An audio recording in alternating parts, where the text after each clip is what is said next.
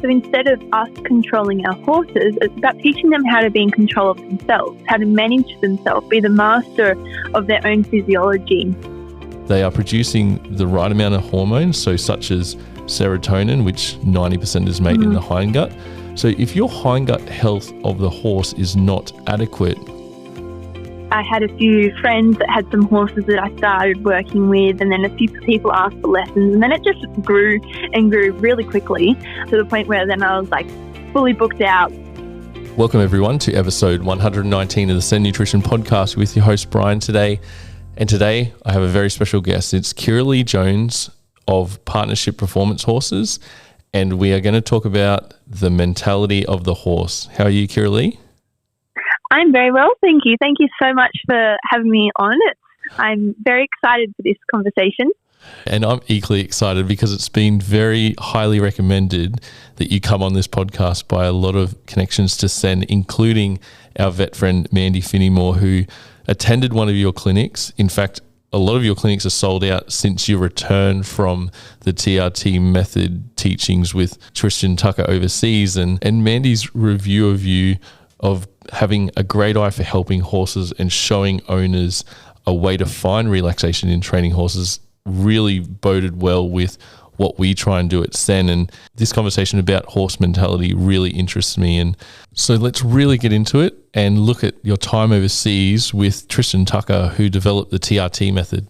Yes, it was an incredible experience. I really didn't think it would ever happen, something like that. And I'd actually been thinking of emailing him to ask if I could come work for him or learn from him or something. I knew that it was, I really wanted to dive into this way with horses, and I really felt like it's what our horses need, really. And I was really fortunate I had bought his online training because I had a horse that I needed a lot of help with.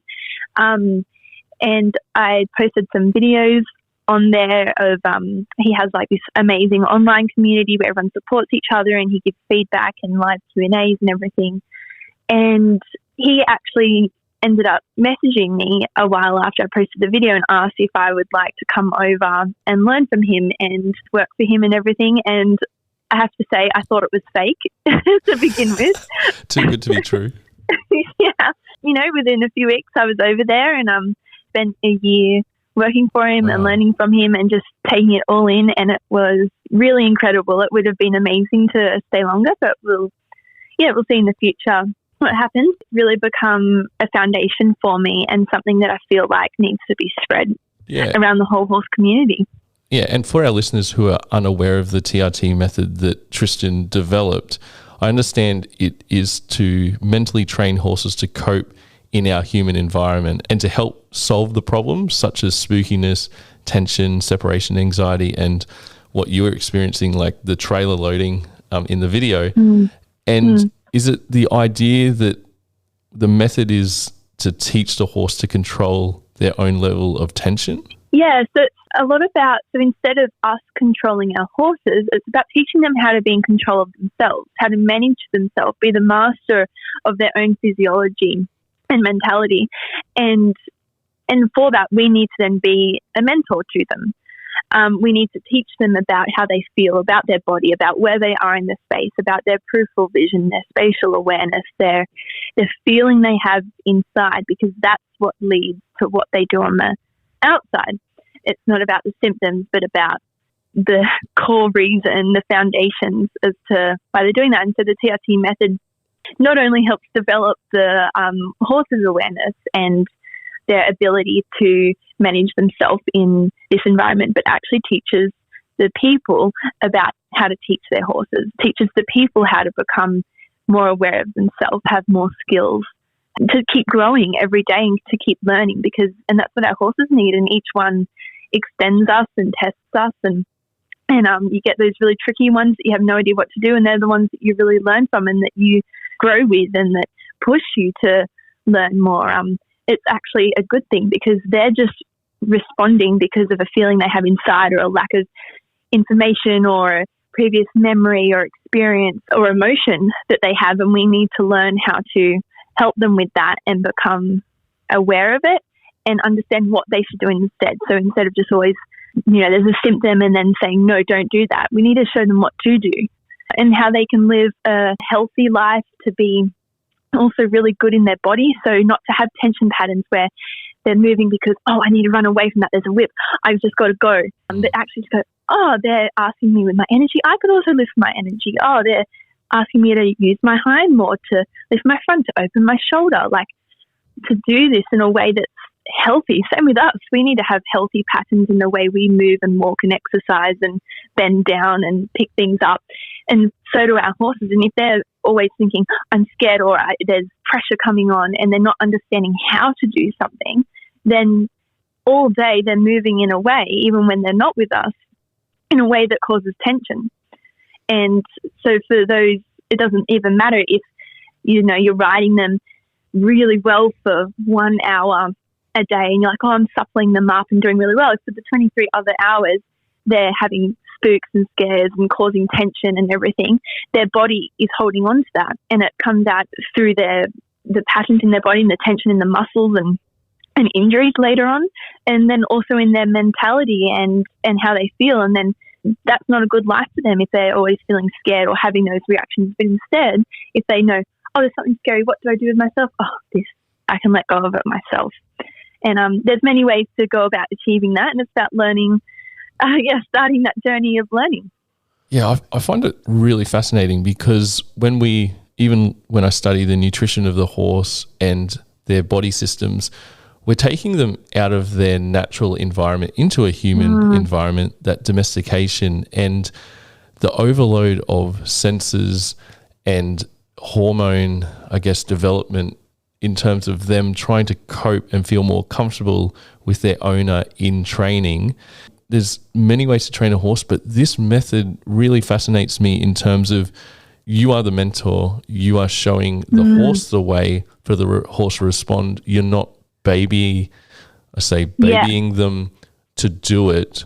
You're asking them to think, and then they'll be able to cope in that, say, scary situation where they can feel more comfortable, more relaxed. But I think when we look at that flight response that the horse has in nature when they see a predator, and to undo this natural mentality of a horse, it really fascinates me. And this TRT method totally makes sense. And having that foundation for you, Kirralee, when you do your clinics and as you develop as a trainer, I think it's wonderful. Yeah, I'm so blessed to have had that opportunity to learn. And he's just, even more amazing in person than what you see on the videos. I'm not sure if that's even possible, but the understanding that he has with horses and the knowledge, and that he's always growing as well. He's never done in his knowledge. He even has all his platform and all the horses he's helped, but still always learning. And that just shows how much we need to be like that too. And it really gives the horses a good life.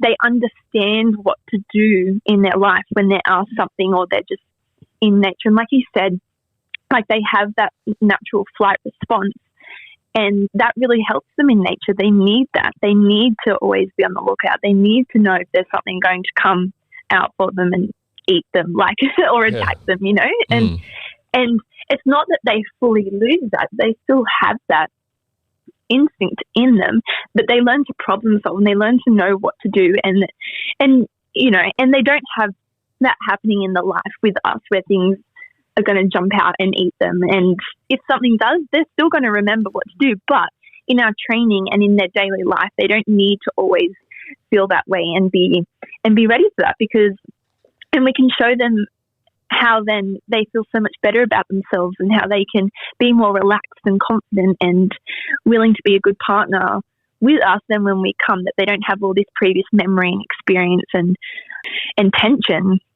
Yeah, and I think it's a really awesome thing for all of us to learn about and to have as a foundation.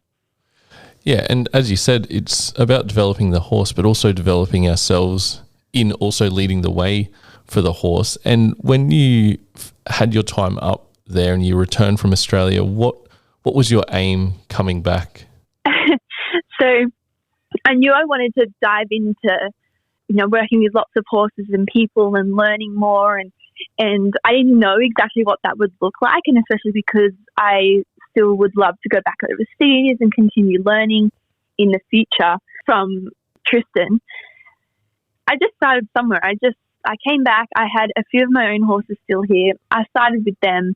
I had a few friends that had some horses that I started working with, and then a few people asked for lessons, and then it just grew and grew really quickly to the point where then I was like fully booked out, like wow, so many lessons and clinics and horses coming to me in training, and and it's been just incredible. Like I couldn't imagine so far what's happened, and I'm just taking each day as it comes and each horse as it comes, and the people as well and the combinations, and it's been incredible to have those foundations and then to be growing myself and figuring things out myself and going, oh, this makes sense. And then I, and something Tristan said back then I didn't fully understand, or I understood but I hadn't experienced it yet, and now I'm experiencing it myself and I'm going, oh, that's what he meant. Like, and I understand how that's connected, and I can see the benefit, and just every day, like learning more and more and having to be also a mentor to myself and finding people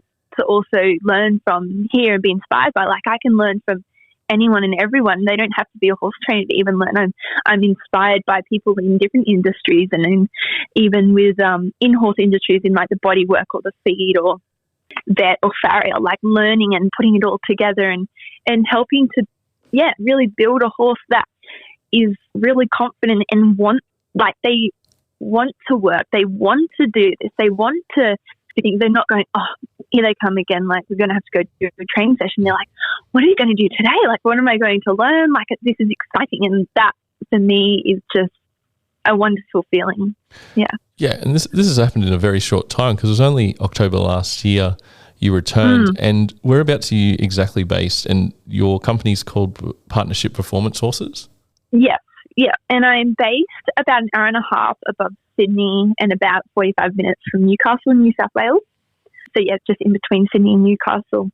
And with your setup, is it just clinic-based, or can people send you a horse? Yeah. So I can have horses in training, and I really like to have the person come along. So even if the horse is in training with me and I'm working with it, it's really important that both the human and the horse are growing together, so that they come for lessons, or they, if they're from far away, that they can come and stay for a week at a time, see the progress they do it with the horse, and then I might continue.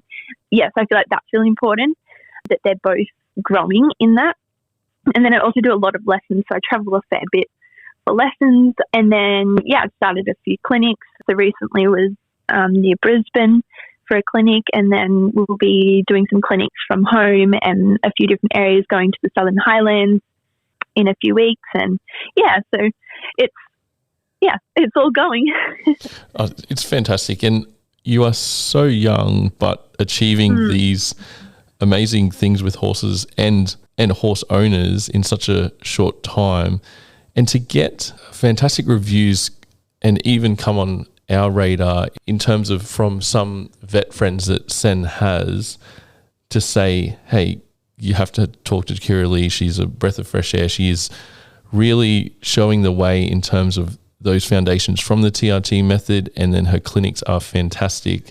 Do you get kind of that apprehension when someone comes to your clinic because you're so young, and they may assume you don't have the experience, but then obviously leave saying this was an amazing teaching of the horse?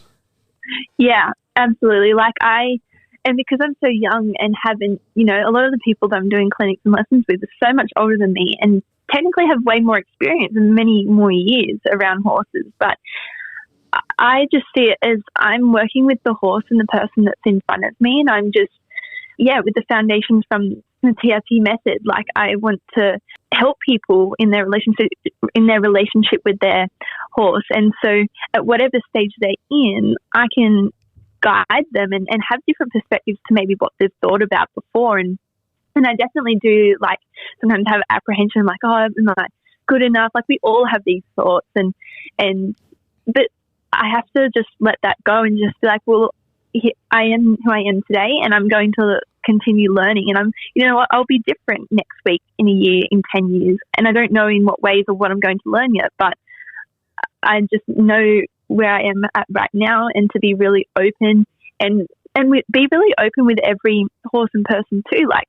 and not come with preconceived ideas, because then I'm not being present with what I need to do and what that horse and person needs. And so, yeah, that's really what I'm trying to do, just be present and just go with it and see what happens, and to continue learning, so that every day I'm discovering more and learning more about myself and becoming better myself. Yeah, that's fantastic. We can always learn and take something on board at every single moment when it comes. And when you look at how horses and horse owners, the connection, they're all individual connections. There's not a one size fits all for an individual horse, and that goes with nutrition as well.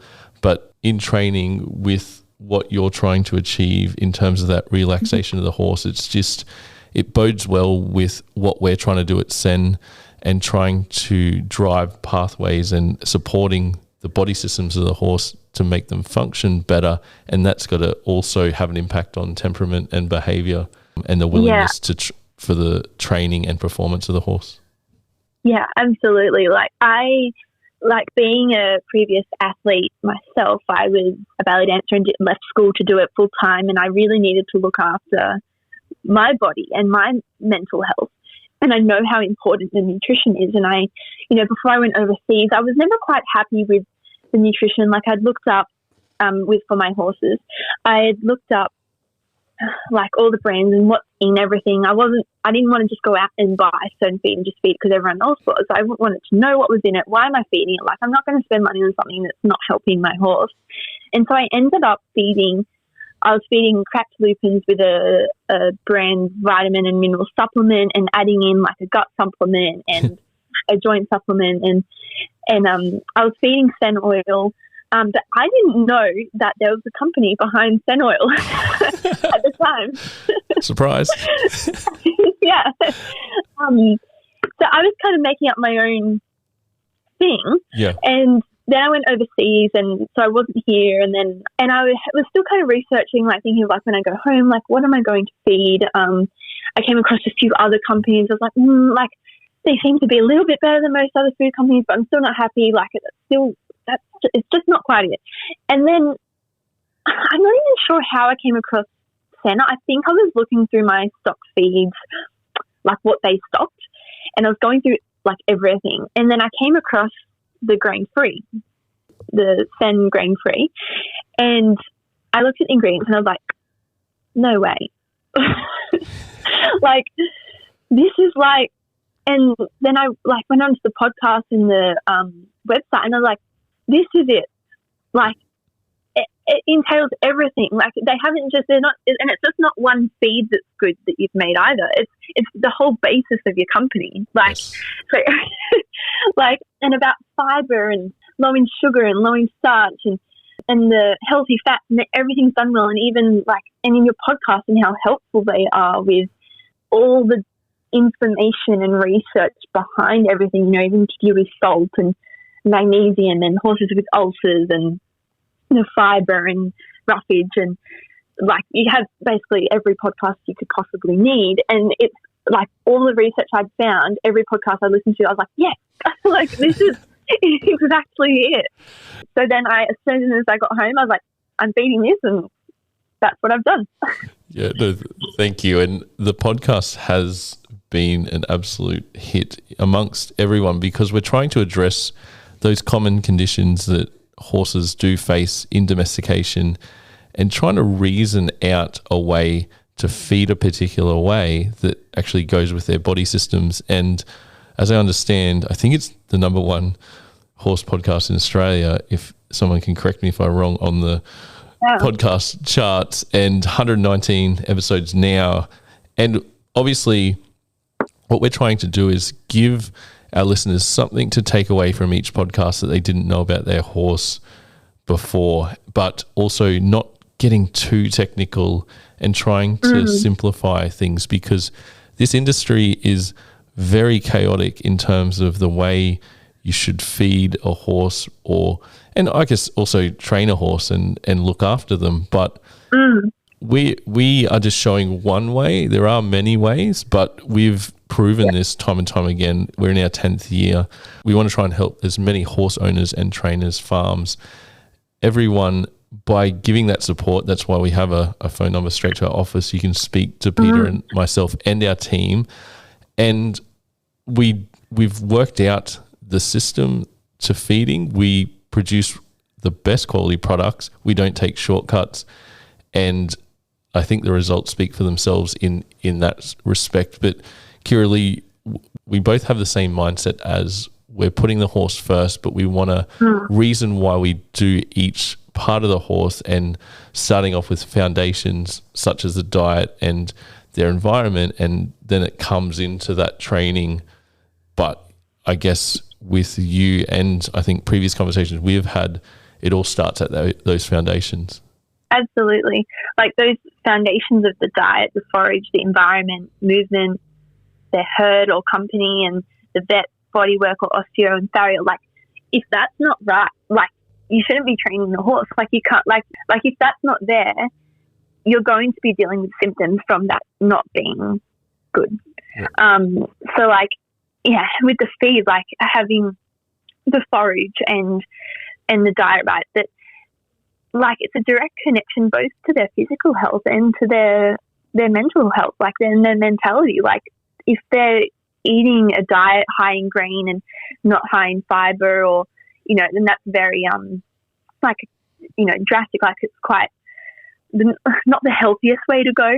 Then you're going to be dealing with a horse that is having symptoms of that you might be like, well, I can't fix this, but it's got nothing to do with training. It's because their gut won't be healthy and they won't be feeling good, and it's not the way that they're made to eat and to be. Yeah, and I think we can really touch on for our listeners with the hindgut. So 70% of the horse's immune system is in the hindgut, but also more importantly, that hindgut environment thrives on sufficient quality fiber and also a lower sugar, lower starch profile, if possible, when in performance. But there is still a need for that, but not the overload. So when you have everything in balance, they are producing the right amount of hormones, so such as serotonin, which 90% is made in the hindgut. So if your hindgut health of the horse is not adequate, the horse doesn't produce that feel-good hormone such as serotonin. So if they're not feeling the love or feeling the care, how are they going to respond in the training and get the best they can in their performance if they don't have the foundations to feel it? And it really has come to the forefront of human health in the last 5 to 10 years. And in my human health background as a scientist, it was kind of not glazed over, but not focused on as much until now. And I find it fascinating day after day. I find and read journals that have only been released recently on different ways that nutrition influences body systems and blood markers and everything like that. And there's a huge overlap between humans and horses because we are both mammals. Our body systems are similar, but similar to a point where they do thrive or have that hindgut that is fiber rich, and they have that acid rising, that 35 litres of acid rising a day, which they need that equal amount of saliva. So long stem roughage, so around 30 litres or 35 litres of saliva is produced, and that helps lower that acid in the gastric stomach. And that's nature's ulcer medication or nature's way of helping the horse. But when we deprive them of roughage in that domestic setting, you're only setting up for failure down the track because it's not supporting that body system. But yeah, we went on a tangent then, but I think, Kirralee, with everything that you're saying in terms of when you discovered Sen and how we're feeding for a reason, it just really is music to my ears that you understood that from the grain-free discovery. Yeah, it's been amazing, and thank you so much for the information you're putting out there and for creating a company that has the horse first. It's really important. Like it's, to me, like that needs to come first. We need to have this right, and and then they're ready for us to work with. Yeah, and it's also looking at what is available in the market and looking to what is unnecessary or an unnecessary ingredient that's not going to help, particularly the recovery of the horse. So a poor quality oil can give free radicals in the horse or causes free radical damage in the horse, which the horse gets antioxidants to help in recovery from muscle and performance. But if those antioxidants are used because there's a poor diet intake, then you're shortcutting the recovery time of the horse. But that's just putting it in a simple way. But we're always asking questions of why we are doing certain things. And as research develops with the horse, it's really fascinating the way that we can really help support their foundations. Then their training will get better, or their response to training will get better.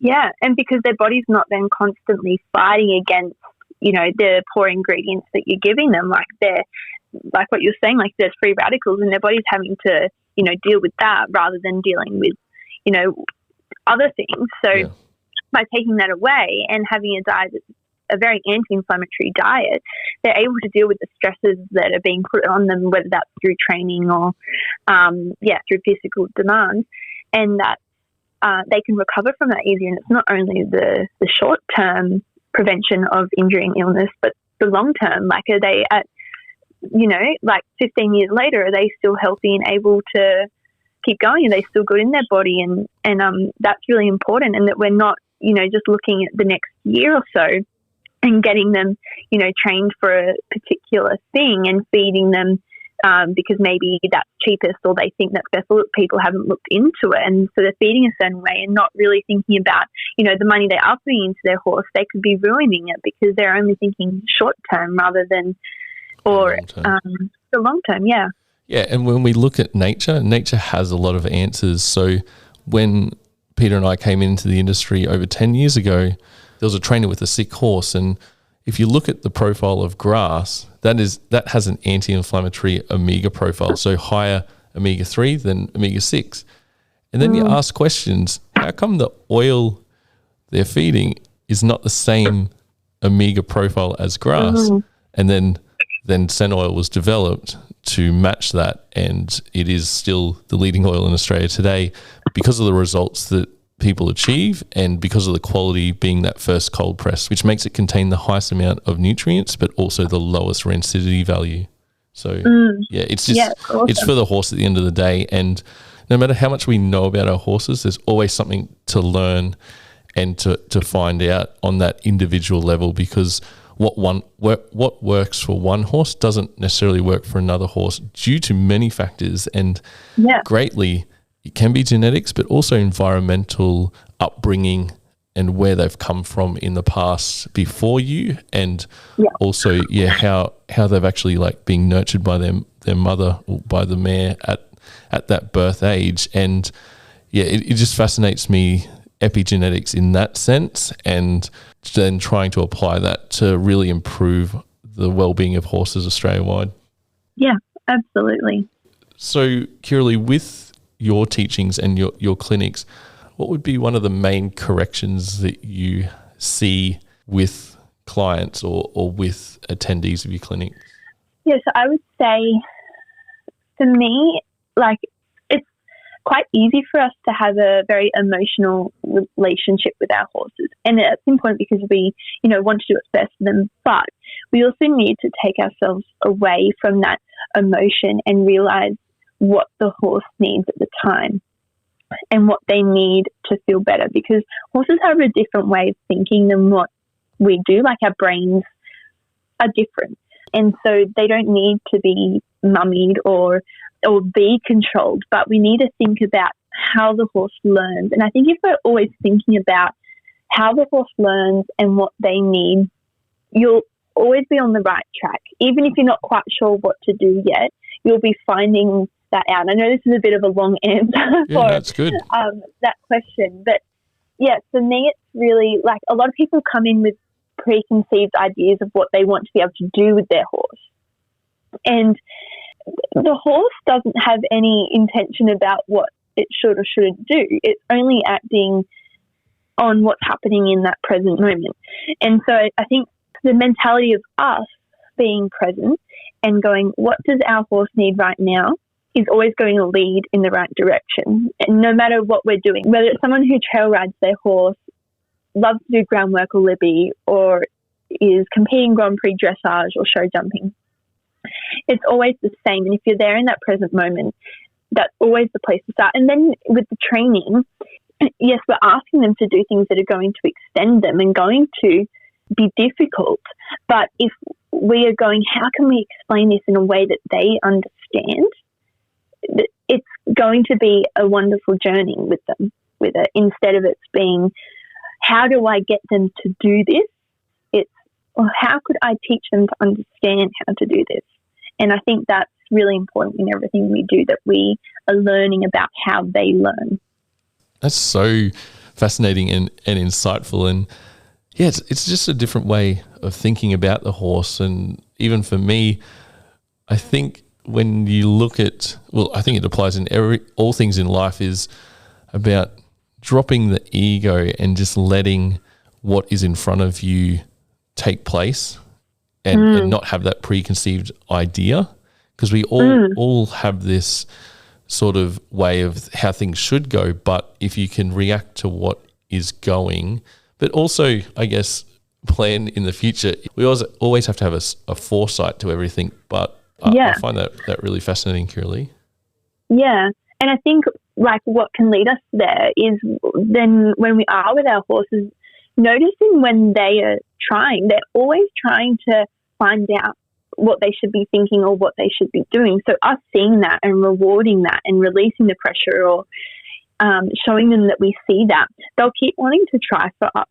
So like, instead of it being like, oh, they need to piaffe right now, so do it. And unless they are properly doing it, I'm not going to reward them. It's like, okay, are they trying?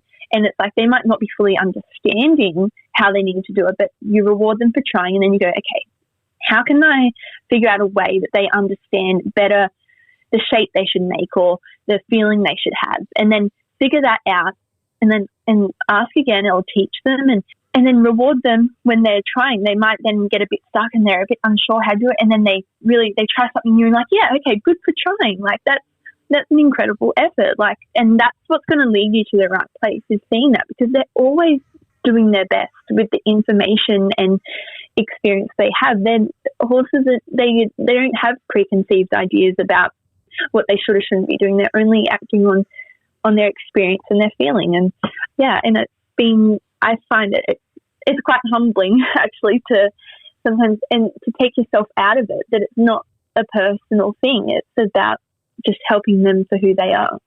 Yeah, and being that mentor, would you say the line that is said about the horse is a reflection of their teaching? Yes, they are absolutely a reflection of ourselves, and in so many different ways. Like, a way that I find is rather beautiful, but also sometimes I don't want to see it, but I need to, is that, you know, when I'm with them and maybe something's not going well, or I'm not quite sure how to explain something to them, or and it's not quite getting across, or, you know, something's happened, then I'm like, that shouldn't have happened this way. I realise that it's something I need to change, something I need to learn, or something I need to do. Or I'm like, oh, they're doing that because I was doing this, or they were tense here because my body was doing that too, or in my mind I wasn't present anymore, and so they also weren't. Or, you know, it's just, yeah, they're an incredible learning opportunity for us. And I think it's quite amazing that we have these animals that are so forgiving and so willing, that we can be around and that we can learn from, and that we can be on this journey with through life. They're amazing animals. The physiology just amazes me every day, and how they actually exist on those limbs, being so heavy, and also the way they've been designed that they can take that concussion in performance as well. But yeah, their body systems are fascinating. The training in that mindset is equally fascinating as well. But I think we may have run out of time, Kirralee. But what we can do is, if our listeners want to look at more of what Kirralee does, you can give your Instagram and socials and the best way to contact you. Yeah. So my Instagram is Kirralee.Jones. So KIRRALEE.Jones. Jones. And then you'll see in the heading that's Partnership Performance Horses. And that's on Instagram. And on Facebook, it's also Kirralee Jones Partnership Performance Horses. But my Instagram is mostly what I've started to use. So that's probably the best way to contact me. And I've actually been looking at through your Instagram, and there's some beautiful footage of you and your horses, and also some very motivational words as well. Thank you. Yes, I've not always been so good with posting, but I'm starting to see those videos because, and I really just purely enjoy my time with my horses, and to be able to share that with others, it's a beautiful thing. I just can't thank you enough for your time this morning, just having a chat, and no doubt we might have a Q&A or something in the future to do with your methods. And I think, this won't be the last podcast I have with you. Yeah, sounds amazing. Thank you so much, Bryan. It's been a pleasure. And I'm very grateful for your company and what you've created and how important that is for our horses. Thank you. Really appreciate it. And if you have enjoyed this podcast, or you have enjoyed the Send Nutrition podcast, in Spotify and Apple, there is a rating system now, which really helps the SEO and people searching particular subjects. So if you can give us a 5-star review, we'd be really appreciative. And in the future, we've got a few more special guests lined up, also some hot topics coming up. But we also have a Send users group, which is a hive of information and also results from the Send products, which is really well discussed. If you need any help with your horse as well, happy to give advice in that as well. And I think that about wraps this one up, Kirralee. You have a good day, and we'll talk again. Thank you so much, Bryan.